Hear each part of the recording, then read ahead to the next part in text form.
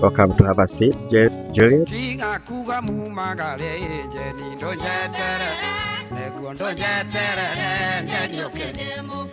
Oh, Nangige.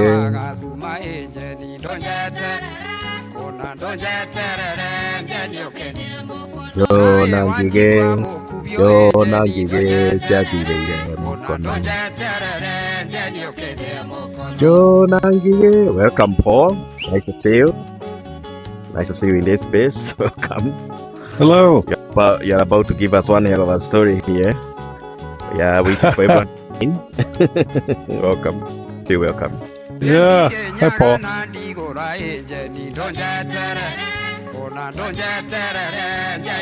The beautiful sounds of Wagaidoma. These are the Kikuyu oldies. And the title of the song is Dojetere, which means won't you wait for me? And he's singing for his dear lover Njeri, which I said earlier coincides with the name of my dear wife Njeri. So there's a song I sing for her when I see that her spirit is low. Very nice. Welcome, Francis. Today we are also being joined by the community group, whom we are onboarding to VR, and whom fortunately Paul will be meeting tomorrow physically. It will be Awesome.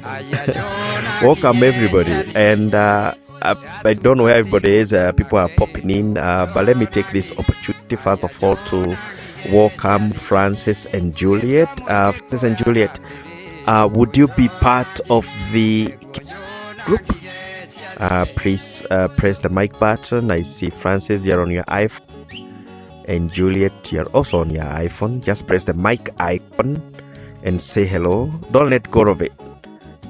If you're using your phone, unless you're using a headphone, when you press on it, keep talking as you press the microphone icon. Francis and Juliet. Yeah, trust me guys, what has been happening, and that's why we are loading this world. This is not our normal world, but the reason why we load this world is because it's much easier to load for the mobile phones, where the Kingero youth community, young people there are joining, most of them through their PC and mobile. And we must always, there you go, Juliet, you pressed it. Keep pressing it as you speak. Don't let go of it. There you go.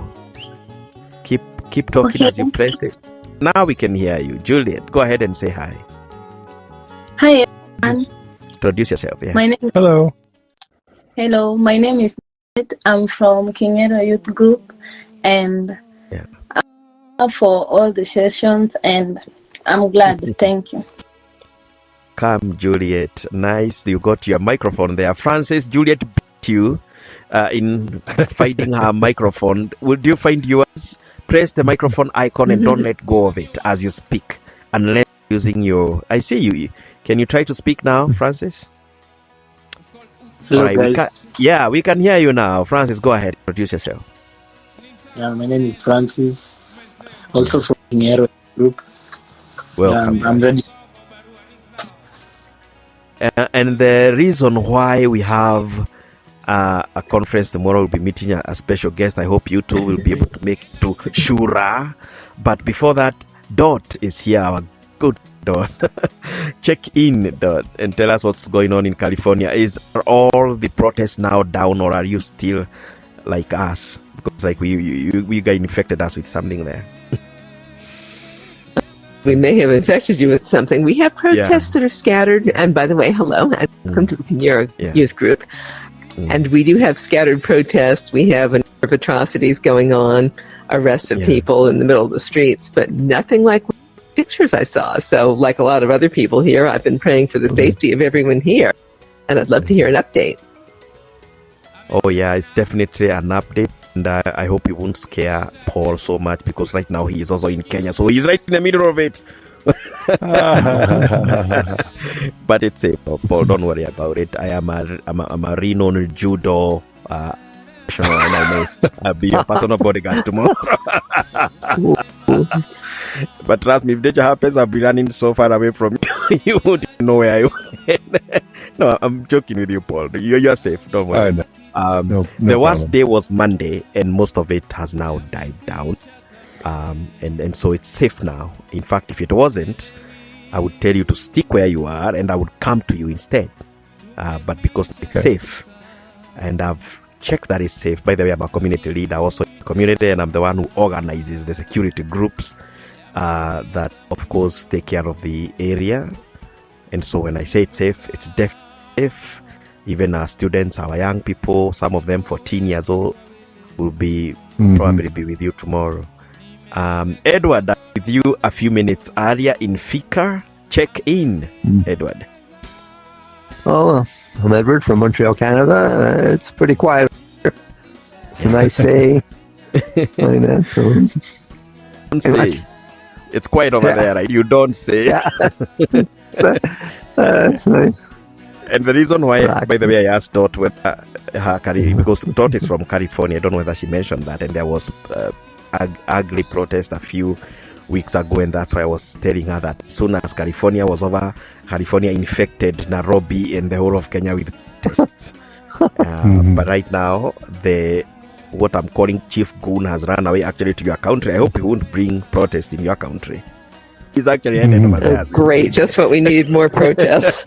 Yeah, sure we do. Yeah, exactly. Yeah, the chief protest coordinator is right now to US, and I think it's because he wants to escape the accountability of what was happening here for the last 3 days. Elizabeth, you want to check in? I want to give the last one to Paul. I hope there's not Elizabeth. Yeah. Mrs. HillMan. Yes. Hi, Paul. We met a couple of weeks ago at the VRA Education. Brara. With I know that voice. yes. And exchanging messages with Diana. And wow. I'm gonna teach some classes about photography I've been doing with your students. I heard that. Thank you so much, Elizabeth, for being here. I know that voice. Elizabeth and I met at the Vrara, where I went to teach the exam professionals about how we use VR in Africa. And Elizabeth is one of the people who are there who really give me a lot of inspiration to go on. You know, if you speak to a crowd that is not giving you an inspiration, sometimes you feel like stopping midway. But Elizabeth was there, and she was such a jolly audience. And see, Dot, what do we talk about? Elizabeth listened to my presentation, and right now she is organizing how she is going to give us a free class. She's going to teach us all about photography and about that. Thank you so much, Elizabeth. Yeah, super excited to the other folks. I'm in St. Louis, Missouri. So hello, glad to St. Louis. Oh my goodness, that's where my brother is. St. Louis. My brother is in St. Louis. That's cool. Good. I must send him to you one day, buy you a cup of coffee to tell you thanks for all that you do for us. And then we have George from Fiji, who come all the way from, I think he comes from the farthest from everybody. George, kindly check in and say hi to him. Well, I don't really have anything new to, it's kind of, I really don't know what to say. Just kind of slides by here. Nothing exciting is happening here, not like elsewhere, fortunately. I see problems in the future because Fiji is trying to stay in the distant past. The youth are not being prepared for the world of today. Just the other day, I saw in Forbes magazine that Microsoft is making it mandatory for all employees to use the AI. And here, they're pretend it doesn't exist. And businesses are awakening to the need for it. So I see those jobs being outsourced to other countries, like Philippines is advertising in a big way. And I see problems coming here in the future because the youth are basically giving up hope, and there's drugs and crime are increasing.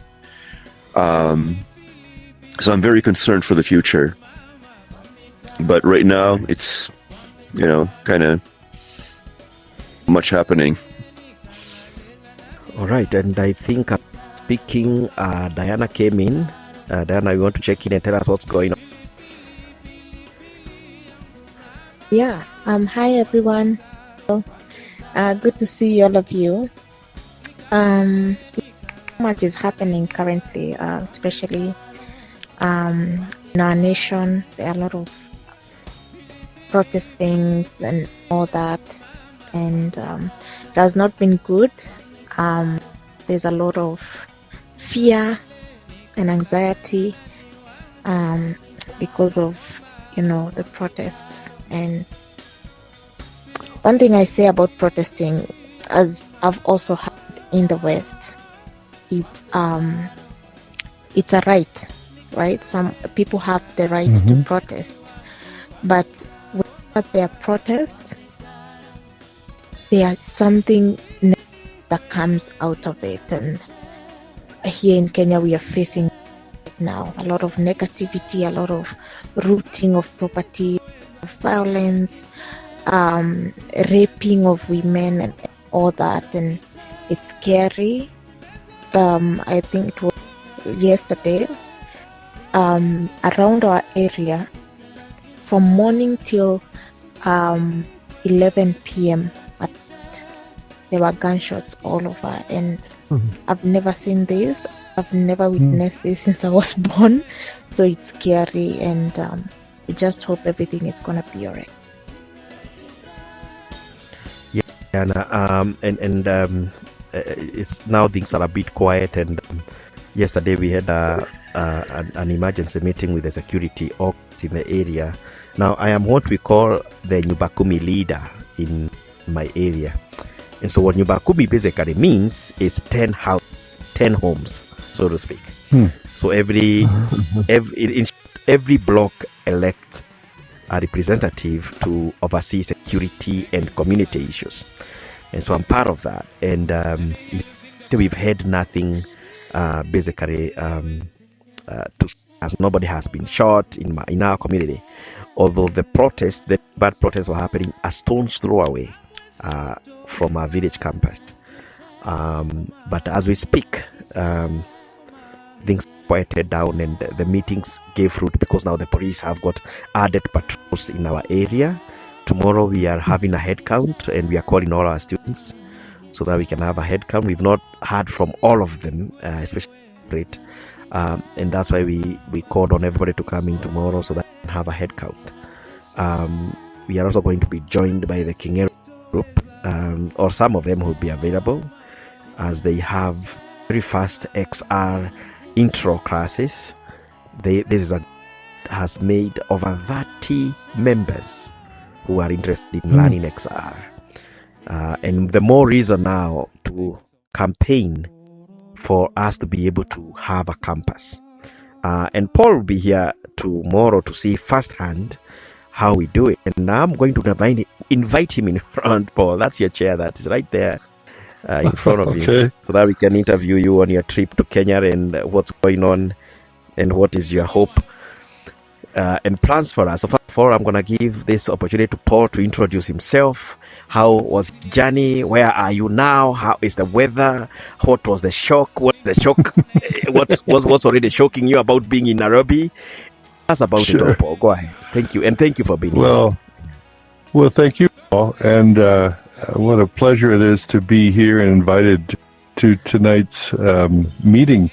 It seems everything is falling into place serendipitously. I had planned. My name is Paul HillMan, and I am a professor at Grand Valley State University in Grand Rapids, Michigan.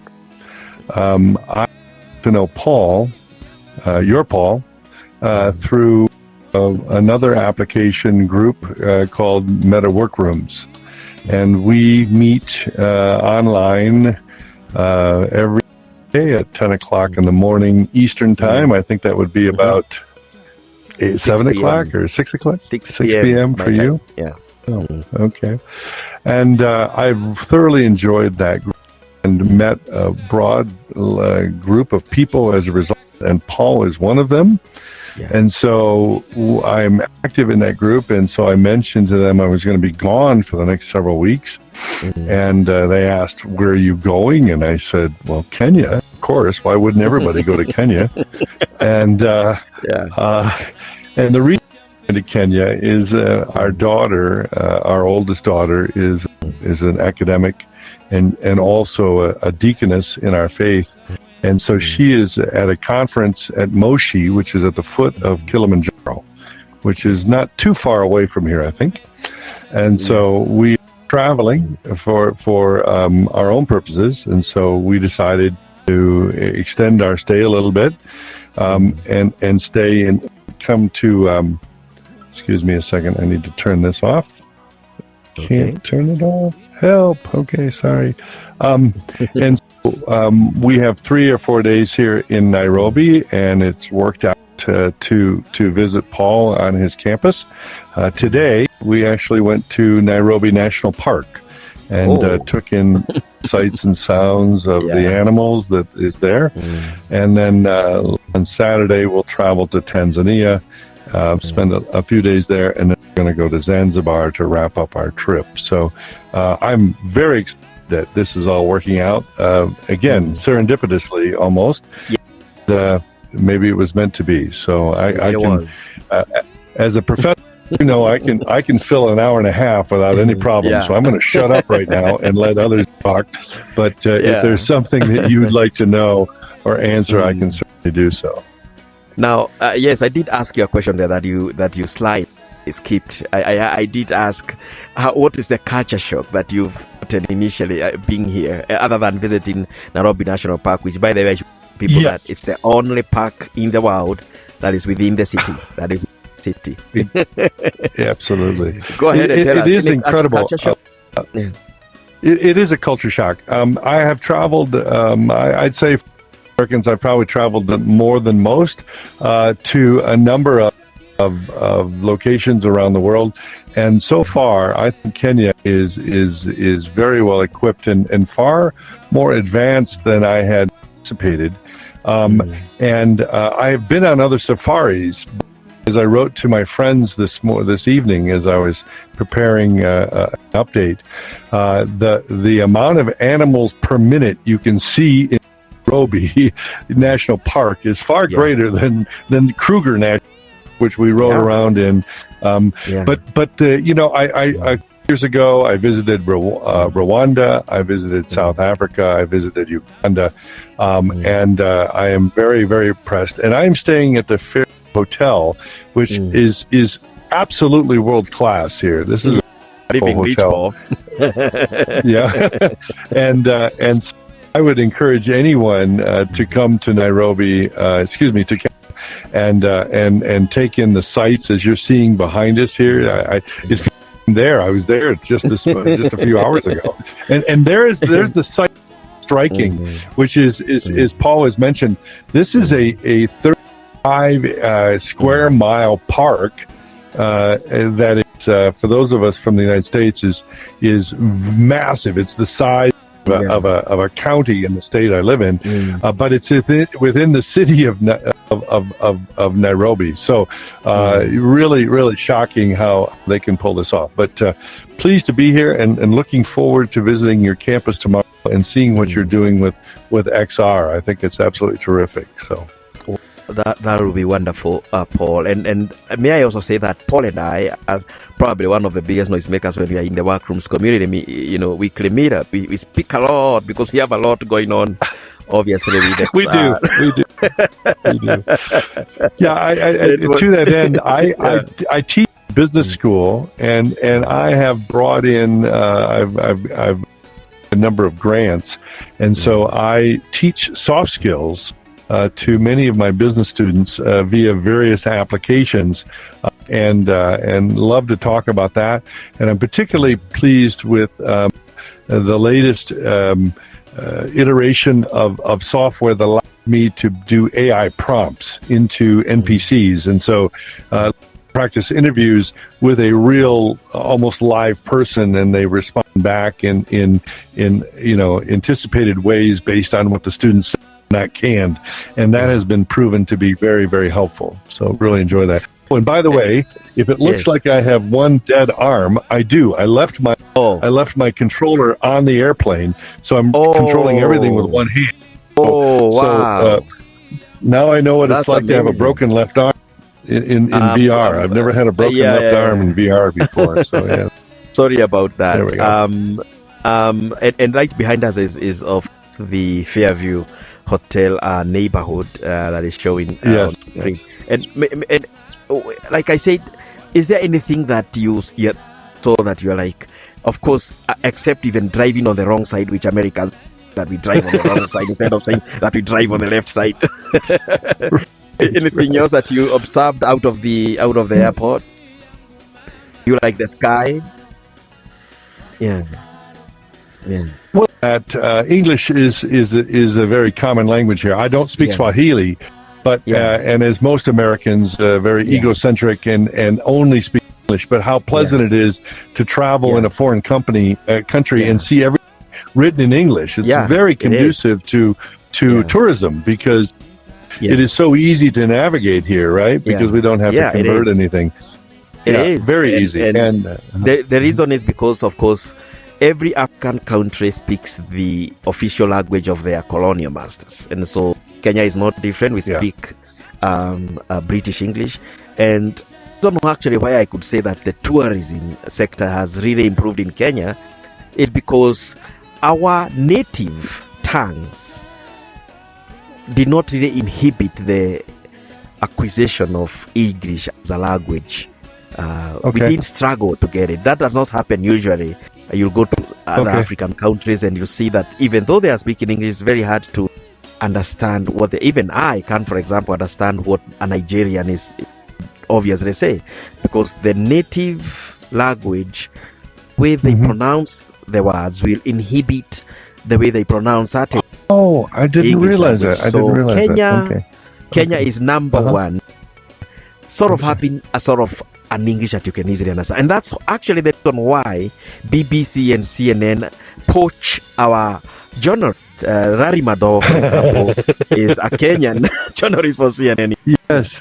From Kenya. And before him, there was, actually, I think CNN itself have got over 3 Kenyan journalists. When you go to BBC, the same. CCTV from China.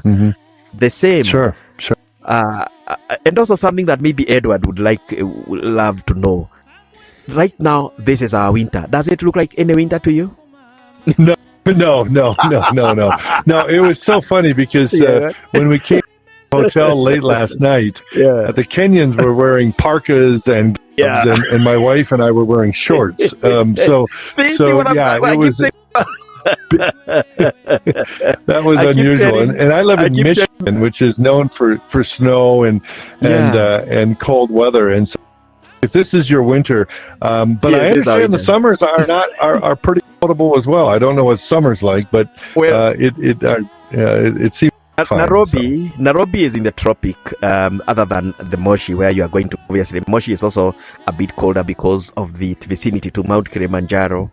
But basically in the tropics, this is our winter. So when you see us wearing a jacket, excuse us, it is our winter.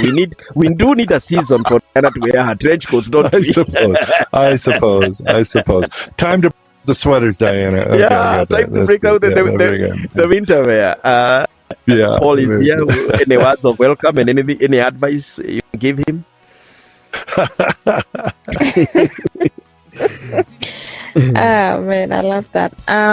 You should see me right now, Paul. I'm covering myself with a blanket. I have my socks on and my sweater.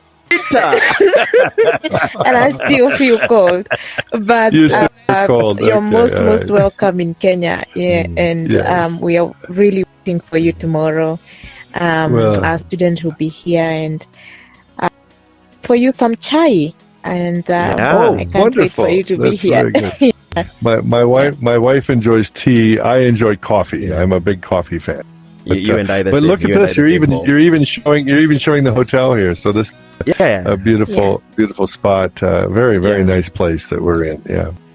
It's amazing because I was telling Paul earlier that we have organized Kenyan visit with some of my closest friends like Tom, Nicole, and others. But it's amazing that yours is just a random visit and you just happen to be here. So most of my closest network are and I haven't told you this earlier. But when I was telling them yesterday, when I realized, initially I didn't tell them because most people say I'm coming over, and then they say, "Oh, Paul, I got busy, to make it." So I really waited for the last minute to tell them that you're really coming, and I didn't even tell my audience last week that you are coming. So when I told them yesterday that, hey, this my good friend from Workrooms is going to come over, they were like, "What? Did you and Paul plan?" And some of them were going that jealous route, and I said, "No, I have nothing to do with it. This guy just want to be here on his own accord." Well, so here we are. We two of our daughters have decided to come to Africa, and so we're of an age. We have grandchildren now, and so we like to follow our children. And so when one went to Kigali to stay in Rwanda, we followed her a couple of years ago, extended the trip into Cape Town, and so it seemed only natural. Our daughter told us she was going to Moshi, Kilimanjaro, that we would Nairobi and then end up in Zanzibar. And I understand Zanzibar is quite the place to go, so I'm looking forward to that as well. So Zanzibar, it's quite a bit of a drive, although the best scenic route would be to go to Mombasa and take a boat to Zanzibar. I hadn't thought about that. We're going to fly into Dar es Salaam and take a small jumper across to the Zanzibar. Oh, wow! But Zanzibar, I would vote it as the most beautiful one of the most beautiful beaches in Africa. Yeah. It is sunshine throughout the year and white sands. Most Americans wouldn't know what Zanzibar looks like. I just say I want to visit a place that has a lot of Z's in it. So anything was. There's a famous, popular song in the '80s by Billy Joel that had Zanzibar in it, and so people know it for that reason. But that's the only thing. So yeah. So tell me, Paul, I'm very interested in this tonight. That the number of meetings that you hold online is in the 300 and 400s. Tell me about that, please. Well, thank you that you started now change the interview from yourself to myself, which is what you're doing there, but it's okay. I'll answer your question. Now, Paul, one that we've not discussed in Workrooms is that I started hosting events. Now, first of all, don't forget, regarded as the first African in the metaverse. I came to the metaverse in 2016, and in 2019, I started hosting my events. And so if you count each Thursday for every week since 2019, first of all, you come up with a rough number of the events we've had. But we've also had other events. Sometimes we've had 4 events in a week. Our students now of themselves host their Wednesday weekly. And the reason why we did it is because of this. We grow a community. Edward here from Montreal, Canada, is... If we were to give a trophy, and I'm hoping one day, Edward, we are going to give a trophy, he will carry the trophy of the number 1 attendee of our events. Not that you are catching up, but I doubt whether you catch up with Edward, who's been coming here since COVID time. He's been coming here. Nice. And the reason we do it, Paul, for us, it's VXR, for social good, for social change. Because Edward here has had a social change. His favorite is Malaika, which is a Swahili song, which he has learned right here in our event. George is an inspiration to our students who look up to him for wise words. Some of these things that you're saying right now, look in a wider group. Now, obviously, you saw 5 people are attending this event. They are not here, yes, because they are watching you online. I'm to them, so you are speaking to a much wider audience. Of course, everybody in Africa would afford a phone that can access and can afford a PC or even a VR headset. And so the reach has been immense. We have changed the narrative of the youth who did not know or who had no access to this thing before, like Francis here, who is coming in and whom I'm going to invite to also give you an advice on how to survive in Kenya or even Nairobi at large. For me, it was a moment, what I can call a digital megaphone to the world, and to break through the ceiling of those who would not like us to speak for ourselves. Because, Paul, you've seen it on CNN. When there's something happening in Kenya, then God is now there.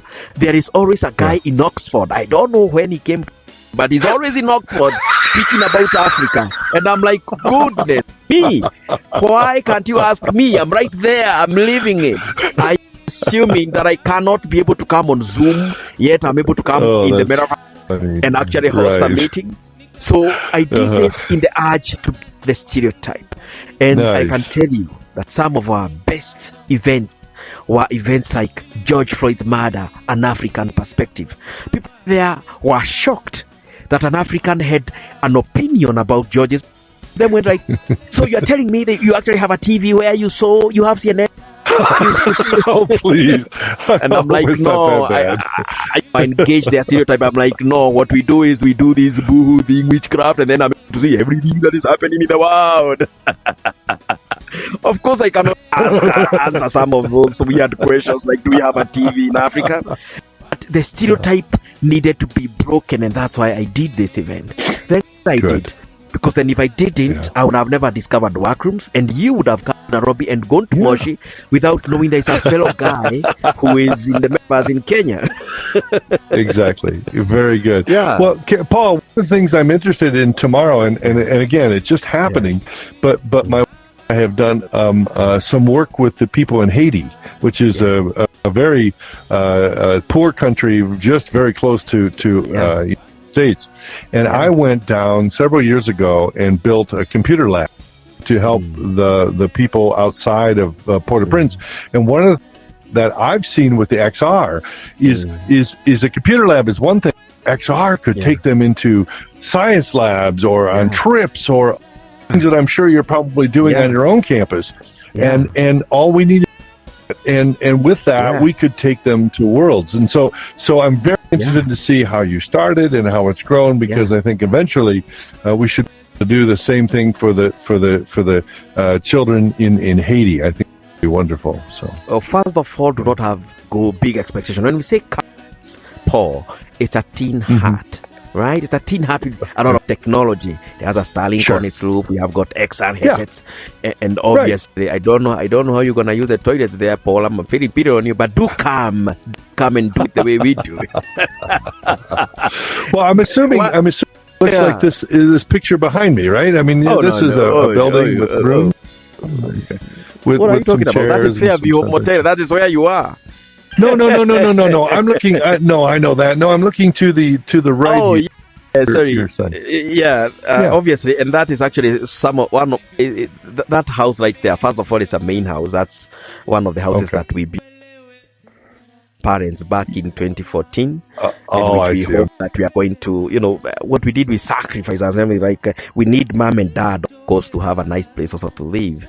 And back when I was traveling to China, back and forth, business was really good, and much of this was affected by the COVID. It has not really picked itself up from that scourge. And so our number one is actually also to have an XR lab, not a computer lab, because we no longer use computers now. The next thing is VR, but we're gonna have what we are agitating for, and you being there and showing everybody else that Africa VR Campus and Center have been able to break through the ceiling and be known globally now from a tin hat. And I think that's just a beautiful thing. You know what I told Roland is it's a beautiful thing to grow.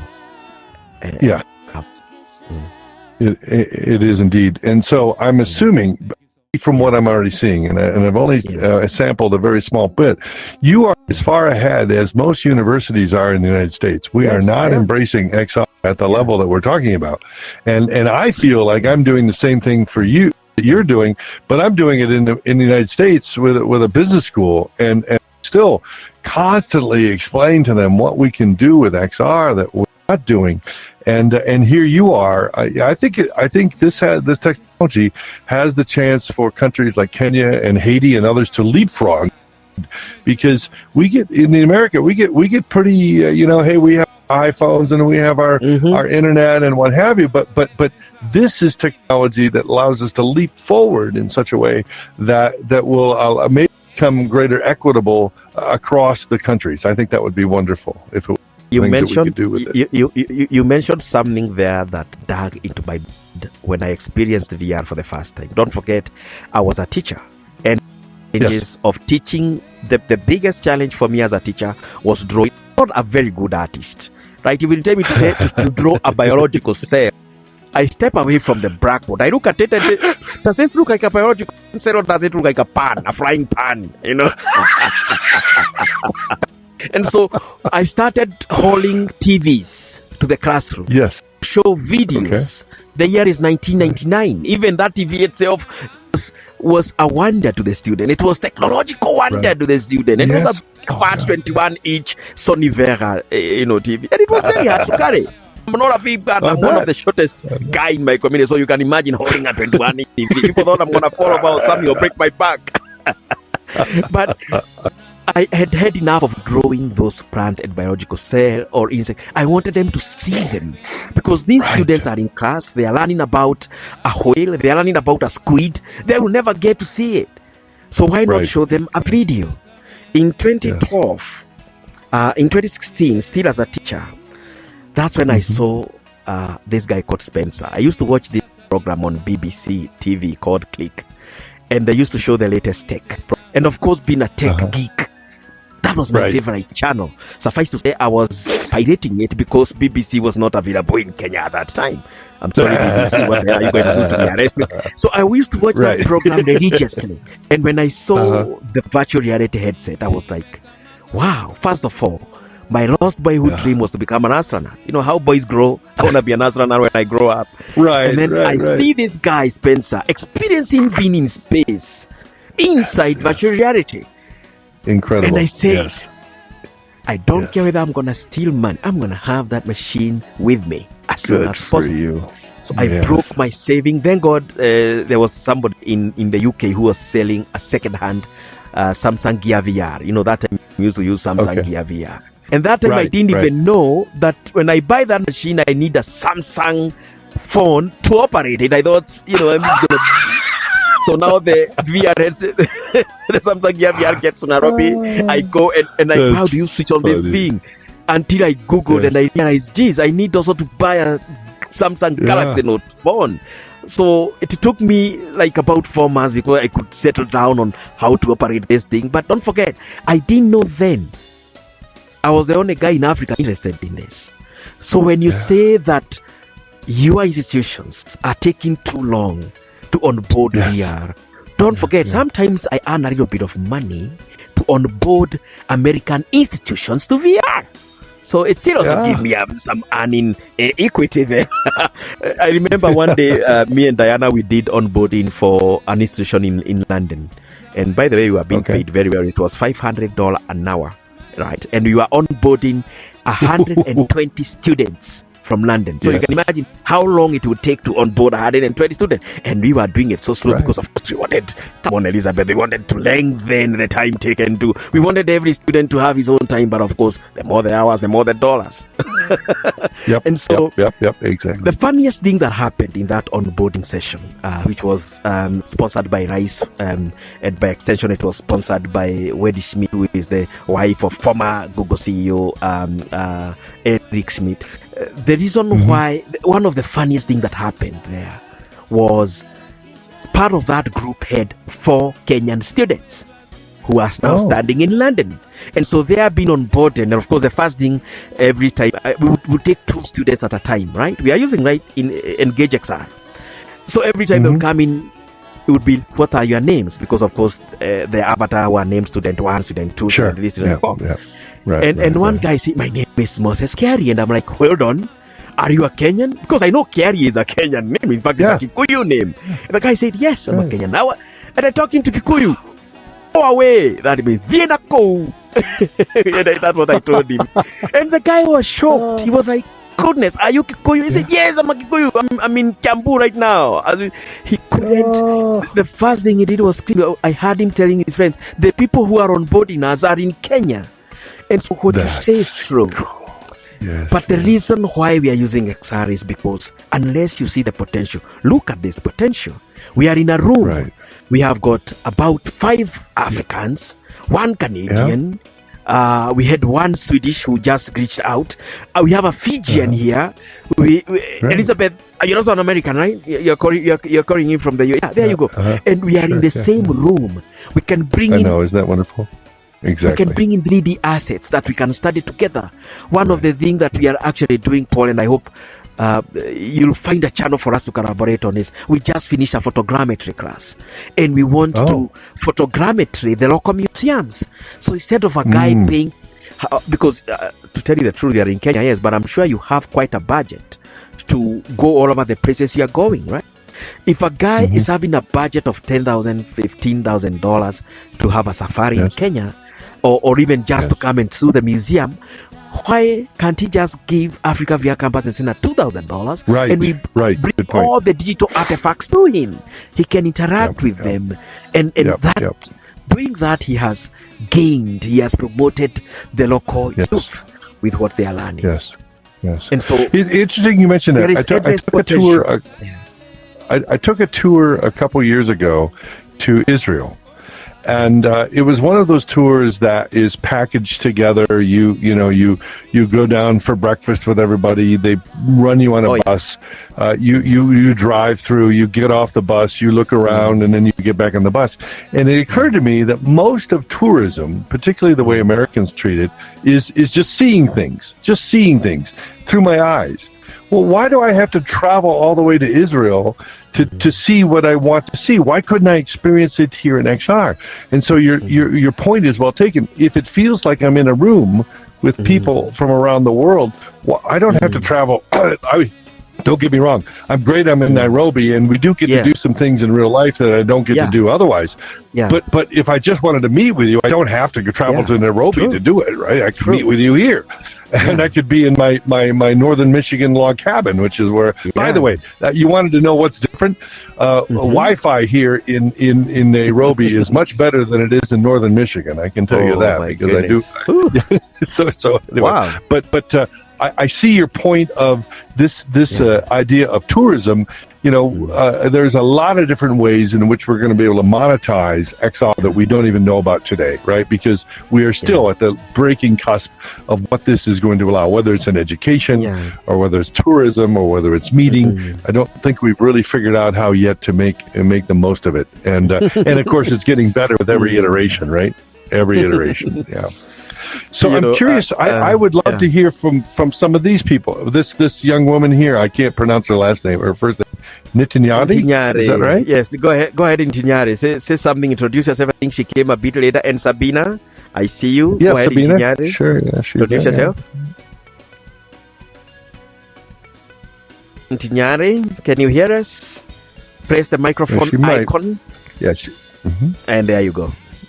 Hello, everyone. My name is Tinyadi. What is your question again? Well, I guess I'd like to know, introduce yourself, your age, what are you studying, that sort of thing, if you would, please. Yeah. Oh, okay. My name is Tinyari Jemima. I am currently pursuing tax administration in Kestra School, and I'm a new student in the VR campus. Okay, very good. And we have Sabina. Sabina, are you coming from the Kingero Youth Group? Can you unmute yourself? Press the microphone icon. Speak as you speak continuously. Yeah, there you go. There you go. Can you say something, Sabina? We can't hear you, Sabina. I would advise you to do this, Sabina. On your phone, there are 3 lines. There are 3 lines on your screen. Touch them, go to user preferences, go to settings, by the way, and go to user preferences, and then hit the reset audio, and then that might change how we hear you. Once you do that, put the settings away once more and press the microphone icon so that we can see whether we can hear you. And the other person here was also Francis. Go ahead. Yeah, right. Exactly. And even and advise Paul on what to do or what to avoid. Maybe one thing or two. Francis, go ahead.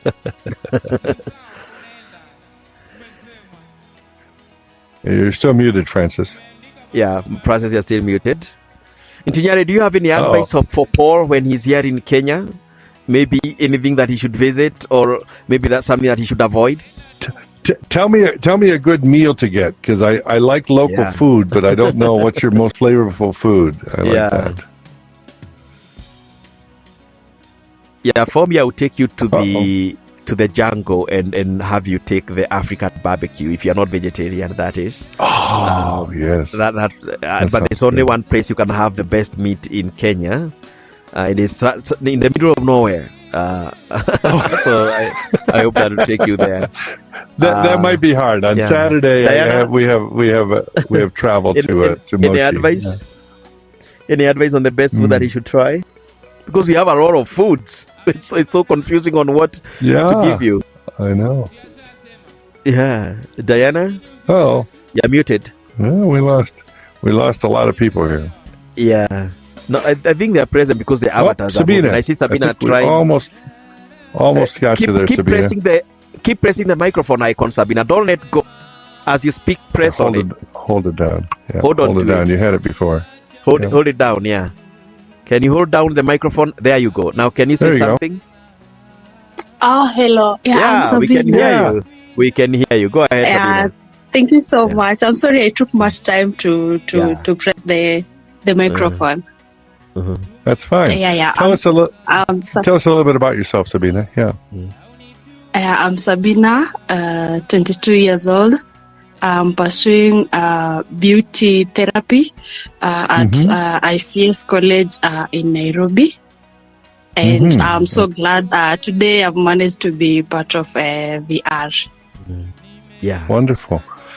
That's Thank great, you. Sabina. Tinyari and Francis have been here before. In fact, they are supposed to let the other three come in, but they can't help themselves but to come in again and again. And so this is the new group that we are onboarding, and you probably, for those who will be able to come to Shura tomorrow, you'll be meeting Paul in New right now. Right now, today you are meeting him in Avatar. Trust me, my avatar is much more handsome than I am. So I know that. I've confirmed that what he says is true.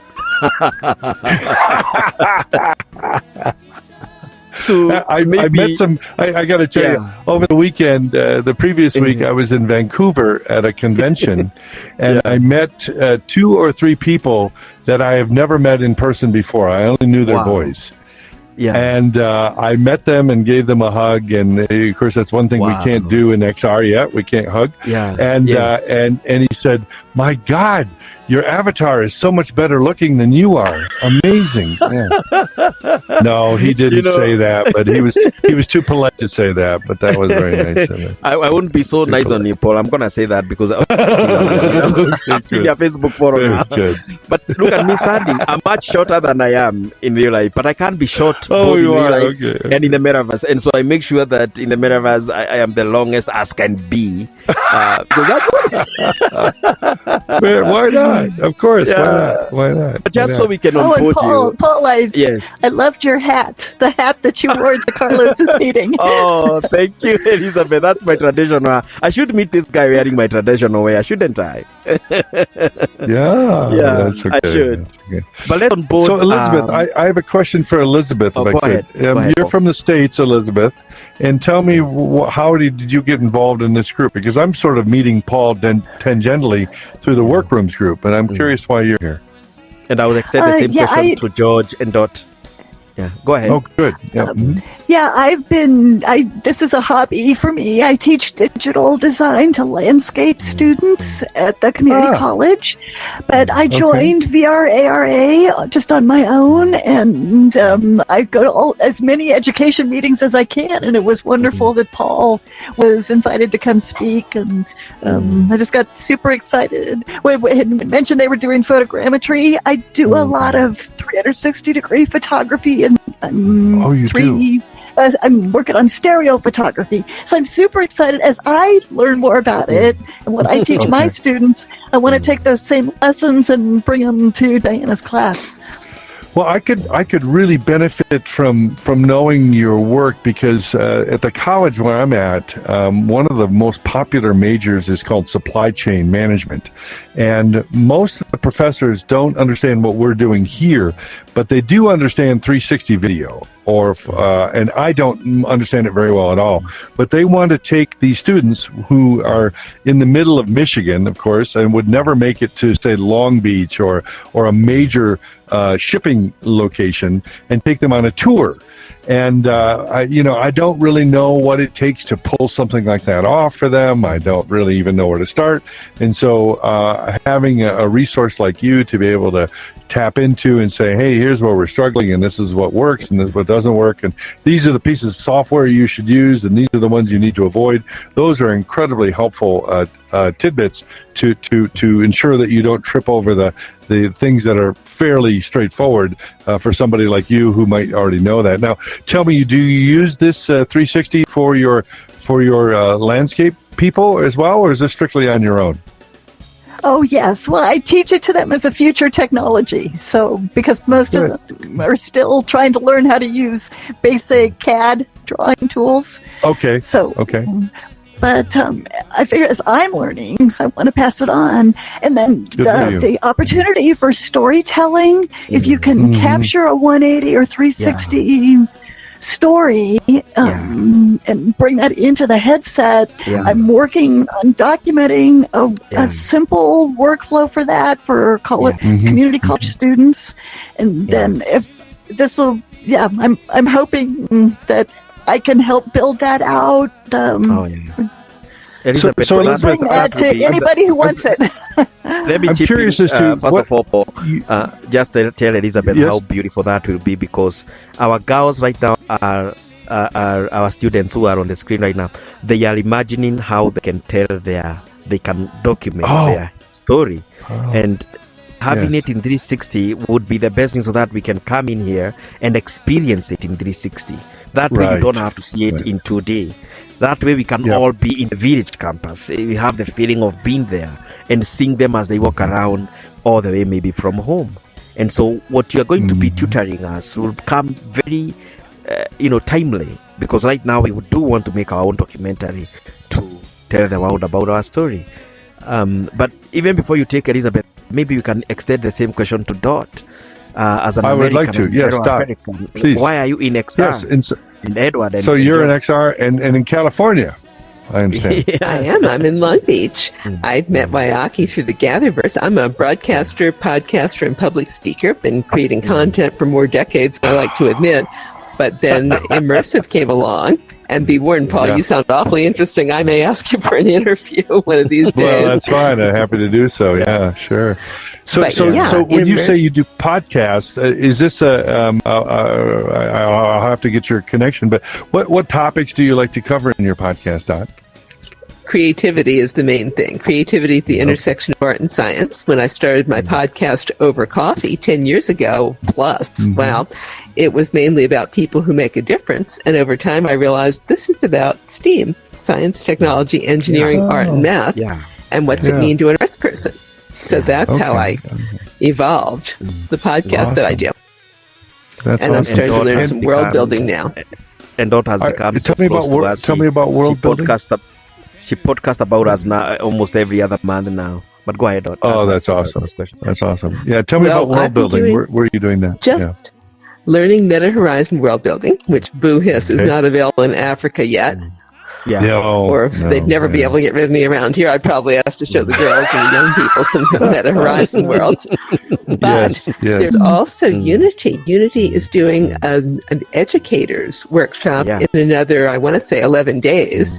So I've been learning a bit about that and a bit about Blender. And my ultimate goal is hopefully to make some immersive content, tell some stories in the metaverse. Yeah. Well, you're stepping into the deep end of the pool there, aren't you? Because to take on Unity and Blender is not for the lighthearted. I've looked at it and I've said, you know what, I'm gonna let the others who know it better than me provide me applications that I can then extend beyond that, because I would like to go there, but I don't have the wherewithal to make it. So good for you. Well, actually, I would not call myself a technical person. Blender is simply modeling with clay, excepting you're in the digital space. Unity is simply making something. You're building with blocks, but you're in the digital space. That was how I approached podcasting when I started in audio. It's just making crafts, but you're making it with sound. If you relate it to something it goes a whole lot easier. That's awesome. And so I'm because I'm in business, I tend to lean towards where people's occupation are. Are you able to make a living on the podcast, or is that an avocation? And do you do other things? How does that work? I'm laughing because 96% of podcasters do not make a dime. I'm among those. Okay. I figure. Okay. That's fair. It's That's a passion totally fair. project. Good for you. One day maybe I can ethically monetize it. If I can, wonderful. If not, I still believe in the show. Amen. I think, and what is also on there is we do it out of passion first. It means it's too. I didn't meet anyone who can even give me $10 for fuel until 2021. So that was like 5 years of groundwork until now. I affiliated myself with the United Nations Metaverse for SDGs, and at least for the first time, I saw $1 in my life, and I thought, wow, wonderful. Yeah, I hold on. But we have George from Fiji. You want to take a Paul's question again? Yes. And, George, let me know why you're here and introduce yourself. And your passion for VR. Well, we first got VR for 3D printing design because it was so frustrating designing 3D objects on a flat screen. You're working on something because it tries to auto connect. So you think you're drawing a line across, instead it's going, say, in or out, but it looks like it's straight across. And then, after a while, you change your perspective. It's all wrong. So then I began to discover. We first met in AltSpace, which was an amazing community, an excellent platform. Yeah. And so much was happening. I had no idea what all was going on in VR. For a while, I was looking after several badly abused girls, but I couldn't get any therapy for them. I tried for months, and it's just not really available here. And unfortunately, my program kind of crashed because they started sneaking out at night to drink with the boys, and in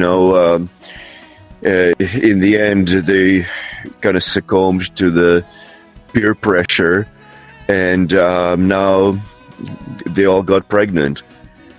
One by one, they met boys, went out, and then ended up back in the village with their babies. And the whole idea was to get them started. They did amazing stuff. They learned 3D design, and were doing not just filament printing, but resin printing of jewelry models. And they were going to be the only ones. They already registered the name. They were going to be the only ones in Fiji making cast gold jewelry. No one is making jewelry with traditional Fijian designs. Like the tourist resorts where they sell gold jewelry, they sell the same imported stuff from India or Singapore or wherever. Yeah. They don't have any Fijian jewelry. So they were going to be the only ones. And they made an excellent video of how they're preparing an orchid flower to cast it out of gold. And then, one by one, they all began to kind of, disappear and steal stuff. You're taking this is a big step for a lot of people, and I hope that you'll continue, because you don't know when that spark is going to hit, right? You don't know which it didn't work for those girls, but maybe it would work for others, as you just you're not going to bat 1,000% is what we're saying. And I'm gonna tell you that George has really tried to replicate what we are doing here in Fiji. The problem is Fiji, not George, because the government, the community is not really ready to take it up, and the girls are all over the place. The students whom he would like to monitor. But let me also say that George has been a very close friend of mine also since AltSpace. I think since 2021. We've been working at it, and he himself is also having ideas to start the programs that are in Fiji here for our own students. I just got a notification that my battery is about ready to die, so I may disappear here in a minute. Go ahead, Pete. Go ahead, George. Okay. Sorry. Well, life is very easy here. There's been studies done on it that you can, easily survive for like an hour of work a day.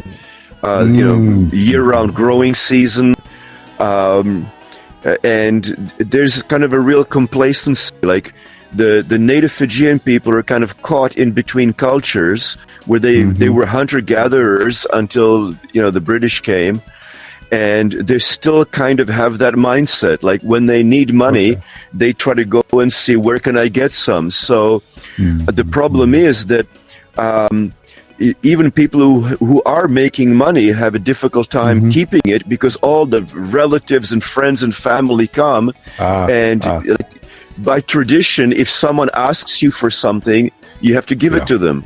So if you have money and a relative comes by and says, I need money, then you give it to them. So then in the end, no one has money. George, it's interesting. My close friend from Haiti, he had to break that cycle, and I see your point. He's left the country. He lives with us now, but you're right. There is a certain amount of flattening that happens, because if he shows initiative, then others are more than happy to ride the coattails, and it does slow them down. Now, I'm happy to report that Mario, who I'm referring to, has stayed the course. He just recently finished up his master's degree at Ferris State University, which is in Big Rapids, where I live. But now, of course, and Dodd and Elizabeth know, it's a very bad time to be an immigrant, unfortunately, in the United States, and so we're fighting that battle. But we've gone through worse, and so we're going to stick with him. But I do understand the cultural issues, and Paul, I appreciate what you're saying, because there are some things that are cultural and not necessarily can be solved through a technology solution. We know that, right? I also need to say this, and that is, you mentioned it earlier when you say the iPhones and PCs in the US. The difference between us, I would say, and the US, and the reason why the students are not willing to take up maybe XR or maybe even in Fiji, is because maybe they have another choice in their socioeconomic endeavors. Our girls don't have another choice, Paul. And tomorrow, my biggest success will be to take you to the campus and maybe to take you to one of the girls' home, so that you can see this is a lifeline to them. This is not something that they're just coming. This is not an alternative. They have no other alternative, and they are in their millions. There are 5 million girls without any alternative. So this is a lifeline for them. And just before you reach out, maybe the best thing for us would be to watch this typical day. Africa via Campus and Center. Here we go. Yeah.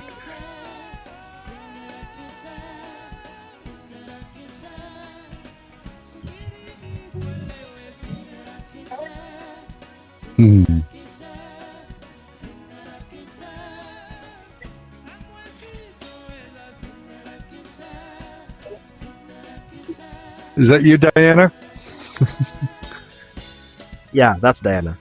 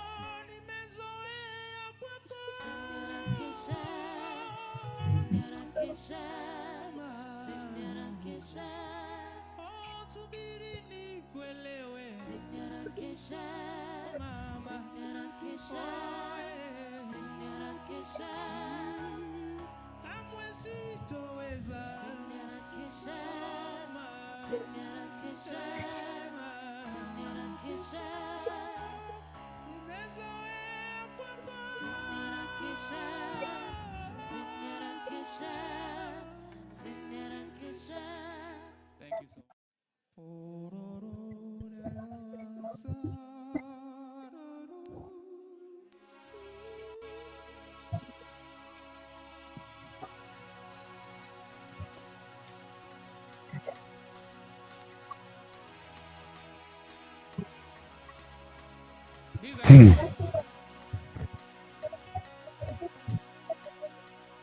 Hmm. Yeah, they are. Oh.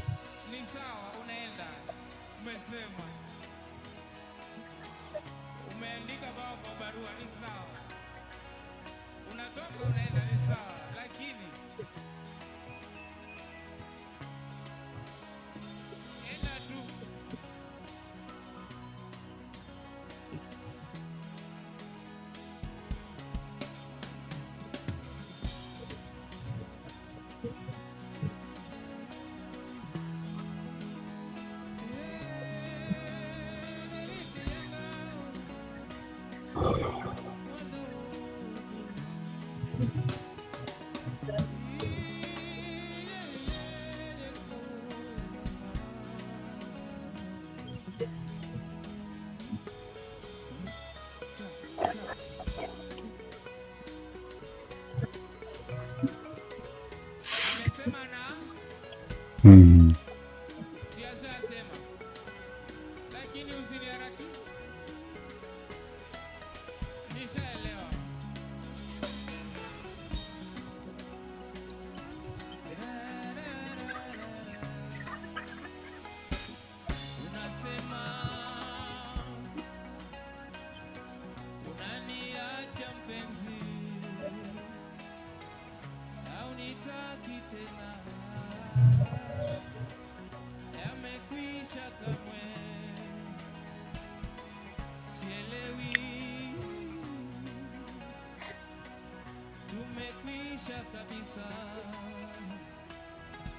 And now you're about to see where they get their money, Paul, just in a few seconds. Hmm.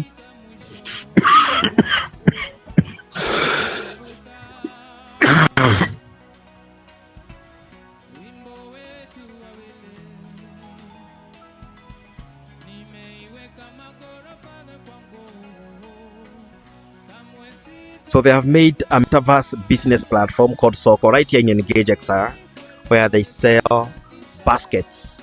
They showcase them here in the metaverse as a form of fundraiser. So this particular day, they did have an appointment with Beanie. In fact, I think this was their second buy, if not the third. So now they are figuring out how much to sell it to her in dollars. Yes. Yeah. Oh. So Nice. this is our metaverse world where they have those That's cool. baskets displayed. Yes. That's so cool. So Beanie That is arrives. very cool. I think I edited. And this is the power of technology because it's a sort of fintech. The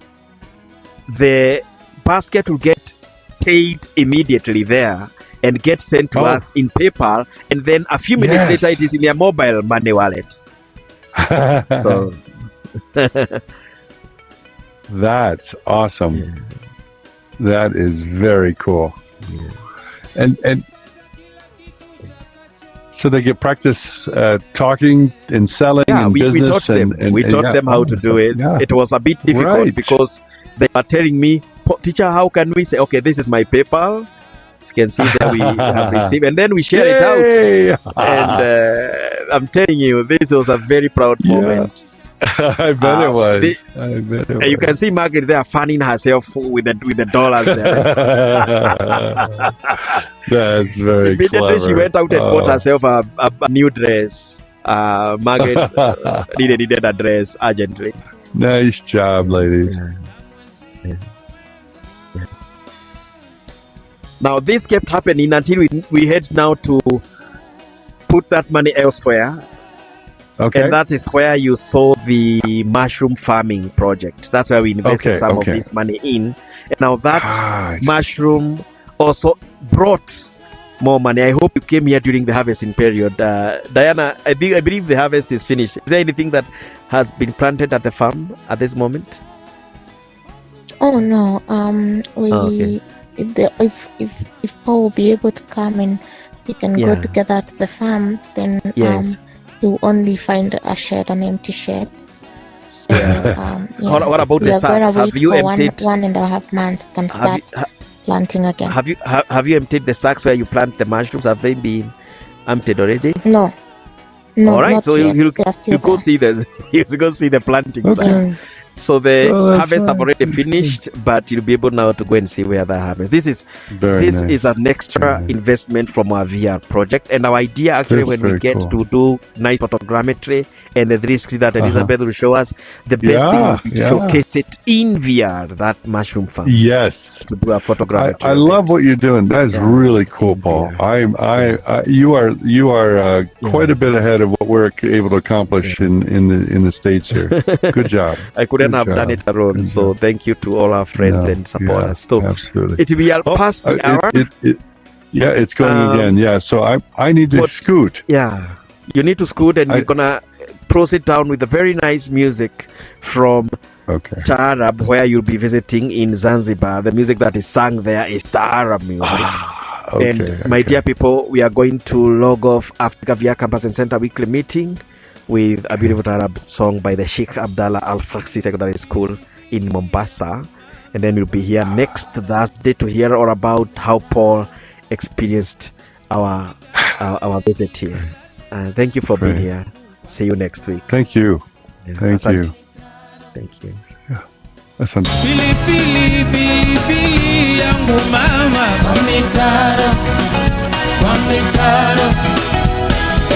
Nikalale na nani wangu kwa mitaro, kwa mitaro. Pilipili yangu mama, kwa mitaro. Nikalale na nani wangu kwa mitaro, kwa mitaro. Pilipili yangu mama, kwa mitaro, kwa mitaro. Nikalale na nani wangu kwa mitaro, kwa mitaro.